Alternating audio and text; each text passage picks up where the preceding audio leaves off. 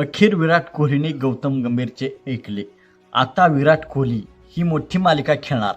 स्वतः कॉल करून करफनमत सांगितलेले आहे की विराट कोहली आता ही मालिका खेळणार आहे. मित्रांनो, विराट कोहली कसोटी क्रिकेट आणि T20 क्रिकेटमधून निवृत्ती झालेला आहे. तो फक्त आता वन डे क्रिकेट खेळत आहे. 2027 वर्ल्ड कप खेळण्याचे रोहित शर्मा आणि विराट कोहली या दोन्ही खेळाडूंचे लक्ष आहे. मीडियातर्फे अशा सूचना येत होत्या की विराट कोहली आणि रोहित शर्माला जर 2027 वर्ल्ड कप खेळायचा असेल तर त्यांनी देशांतर्गत क्रिकेट खेळावे अशी गौतम गंभीरची इच्छा होती.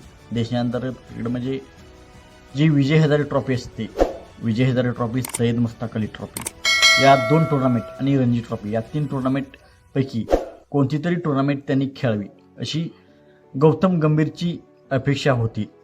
तर आता गौतम गंभीरची विराट कोहलीने ऐकलेली आहे, कारण विराट कोहली आता विजय हजारे ट्रॉफी खेळणार आहे आणि त्यांनी मॅनेजमेंटला एक कॉल करून सूचित देखील केलेले आहे. तर विराट कोहली विजय हजारे ट्रॉफीमध्ये खेळताना आपल्याला दिसणार आहे आणि 2027 वर्ल्ड कप खेळण्याचे लक्ष विराट कोहली आणि रोहित शर्मा या दोघांचे असणार आहे. तर मित्रांनो, आपणास काय वाटते? विराट कोहलीच्या या निर्णयाशी आपण सहमत आहात का?